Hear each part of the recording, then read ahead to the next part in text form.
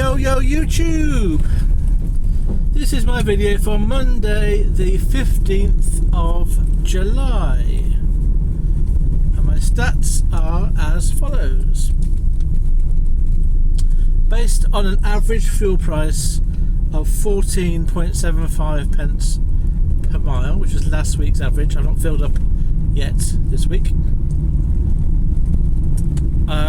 I've driven 426 miles today, 426.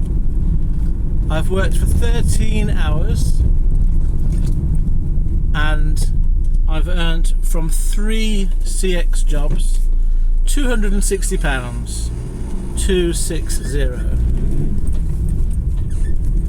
I've spent £62.84 on fuel, so basically £63, which means after fuel my net earnings today £197, 197. So let me tell you about how that happened.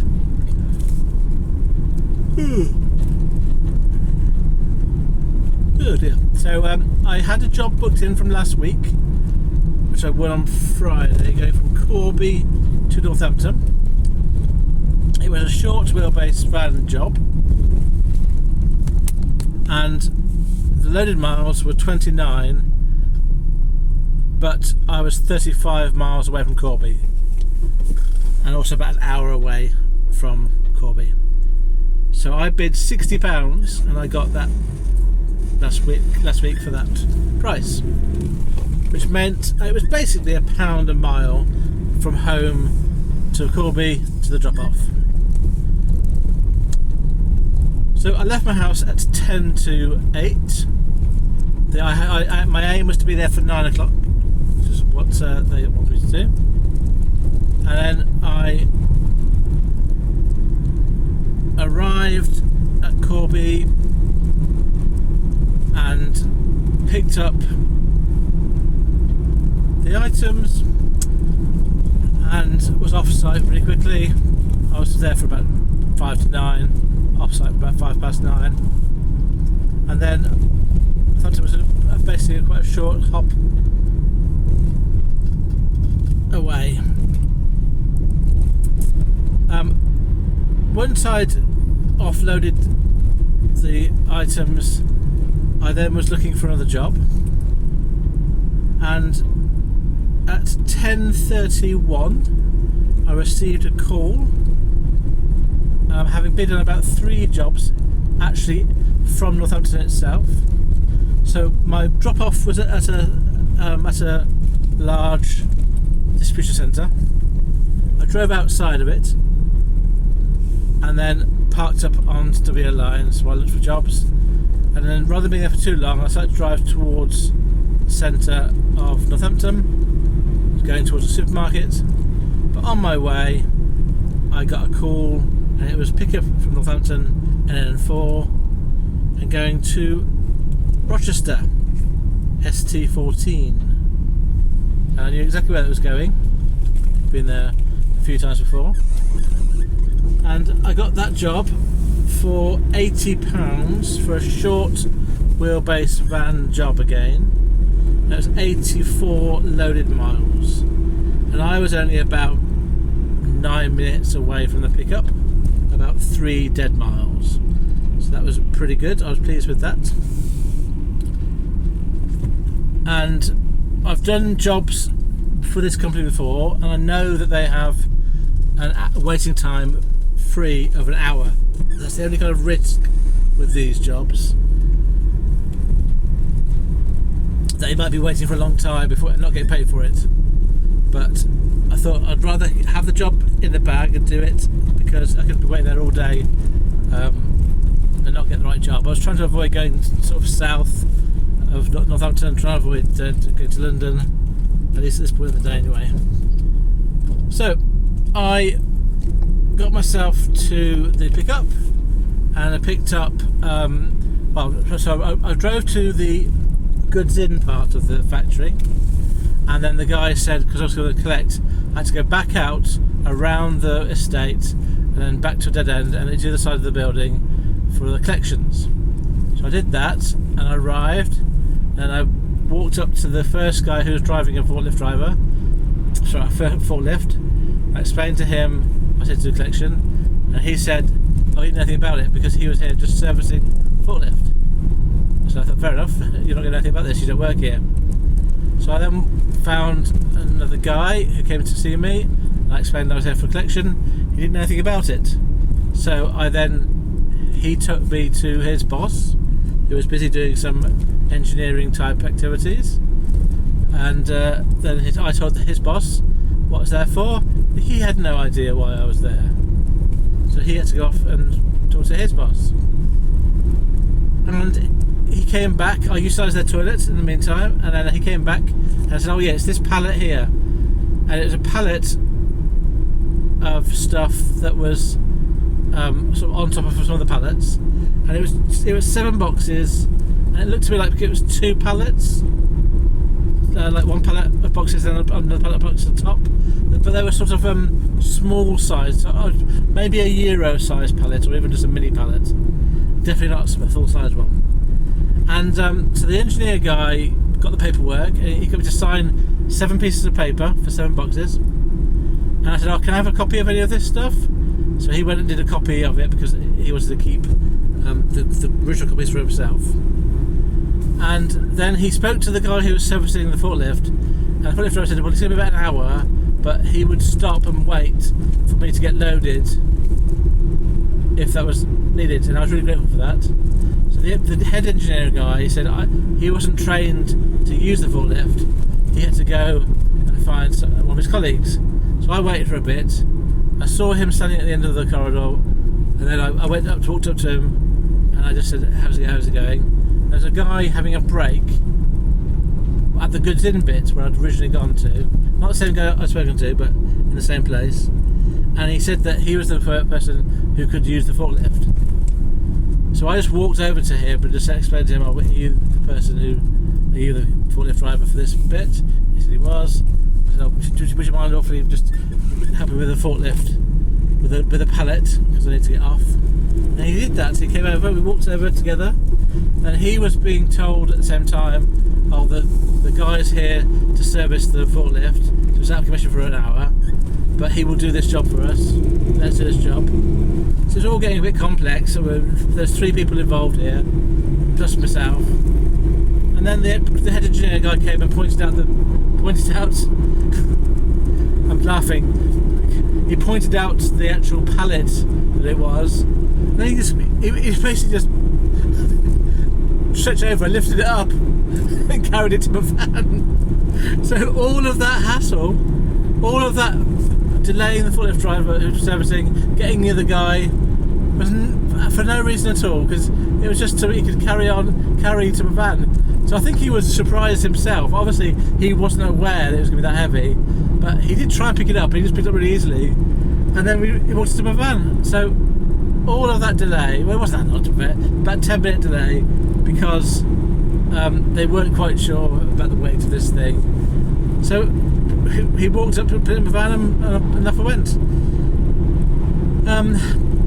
So at this point in time, I was pretty happy because I was on my way to second job of the day. It's still the morning. It was only just gone. I think I left at 10:40, so it's still quite early in the day. And I had 2 jobs in the bag, and so I got myself to the ST14 postcode.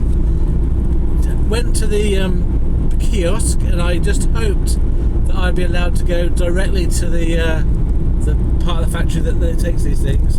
I was pretty sure that the bit I could go to, you can go to directly as its own forklift drivers, and I was correct. I was given access straight away. The longest wait was waiting for the security guard to come to the window and take my paperwork from me.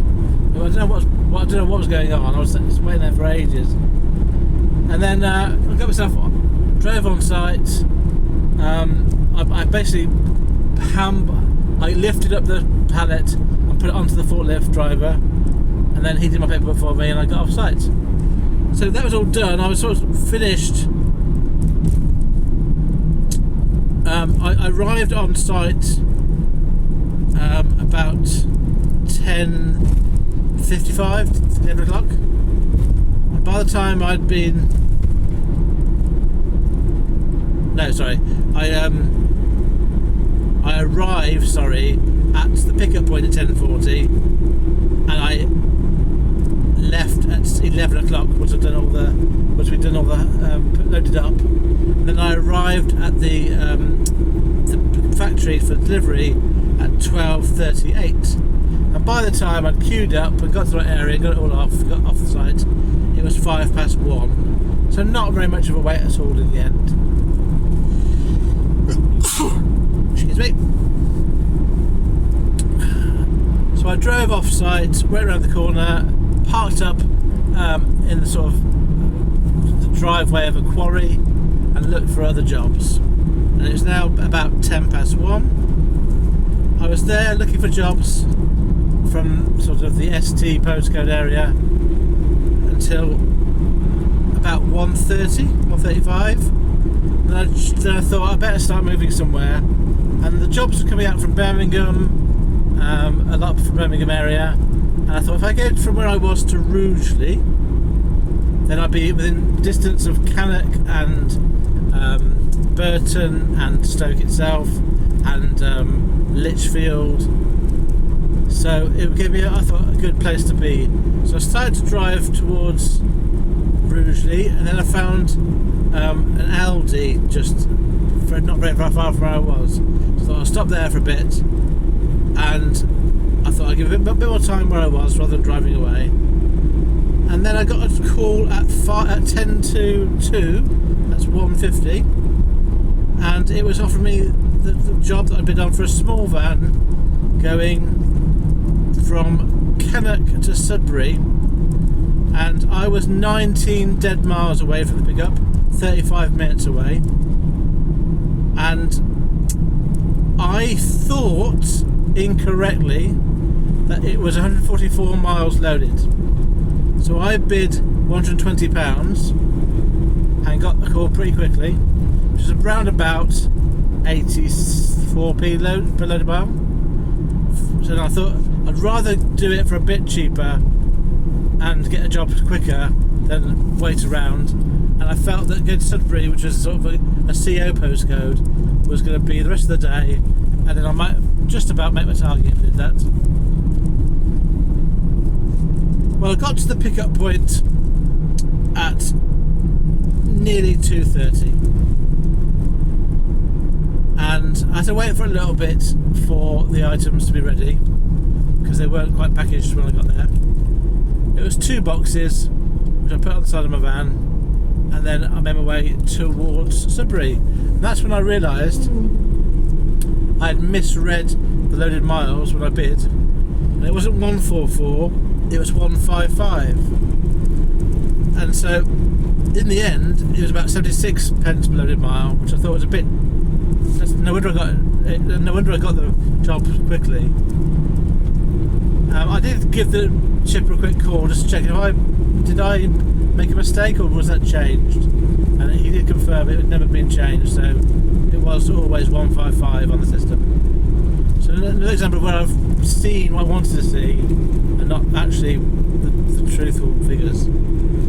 I looked at what I've missed out on. Basically it's £10. If I'd bid 83p for that, I would have got £10 extra, so it wasn't the end of the world that I made that mistake. Then I made my way from Cannock towards Sudbury, and it was saying about 3 hours and a quarter. So I left at 2:50, and I was due to be on site for delivery in Sudbury around about 5:06. I put 6:15 as my ETA, and then I just drove towards Sudbury. I got hungry about halfway, and at Kettering I used the Tesco's and got some food, and then that sort of added 15 minutes onto my journey. And then I arrived close to the drop-off point on the same road at least, just before 6:30. I rang the guy because the number, he directed me in. His instructions were really clear. He was where he said he was going to be, I got there within about 2 minutes of ringing him, offloaded the 2 boxes, and he was really grateful. And I did say, have you been waiting for me, or would you been here anyway? Because it was sort of 6:30. He said he was waiting for me. And I thought I was really good of him. And he explained to me that the items that I was delivering had meant to be with him last Thursday, but that they'd gone missing in, I'm going to say, the post, because I think they weren't couriered. And what he then said was that he'd rung the company that supplied them today, and they said to him they would get, rather than trying to chase the missing items, they would then just give out a new set of the parts needed. And he was assuming it would arrive tomorrow, but then they said no, they'd courier it to him and it'd get it to him today. And so he was really pleased that he called today and got his items the very same day, albeit a bit late, but he was really friendly and really pleased that he got the stuff. So that really kind of made me feel good about doing this job, because I'd made his day and I'd just been doing my job. So it's really nice when that happens.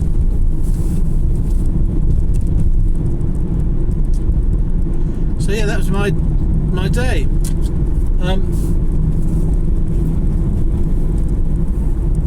There's a couple of reflections on the video I did this morning about my autism example that I missed out in the actual video. So if you have seen that video, I want to mention a couple of things that I think would add a bit to the story. I forgot to say, and I've forgotten them now. I'm trying to think what they were. I think one of them was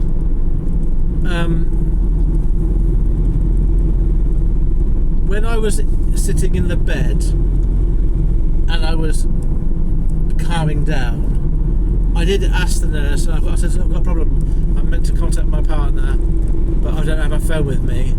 Is there anything I can do about that? And they went and got like a house phone, mobile phone, like quite an old-fashioned one, but it was one that was obviously used for anyone to use. And so we could use, luckily when I went the first time, we'd written in my notes my next of kin's phone number, so I was able to ring my partner from that phone and just tell her that I'd forgotten my phone and couldn't contact her. So that solved that problem. I mean, that was really good. I was really pleased that they offered that facility, that option. Because me asking specifically, can I borrow your phone, would have been way too much in that sort of state of mind. The next thing I was going to say is, off the back of that experience, I did think I really need to probably get a diagnosis now, because it would just help. It would help me a lot to have it formalised, and not just, sort of, just to be able to explain to people that's what I have, and as a result of that I need this sort of support. So I did this morning ring my doctor, and I've got an appointment booked for Friday to ask him for an adult autism assessment. And the problem I have with that now is I've not really met him before, because I don't really go to the doctor very often, and I've moved areas. It's the first time I would have met him, and I'm now quite concerned. How am I going to pitch this conversation so that he takes me seriously? Because am I meant to ham up the autistic side of me so that he goes, of course you've got it, you must have the assessment? Or am I meant to be just normal, and I'm going to have to convince him that I have got autism before he does the assessment?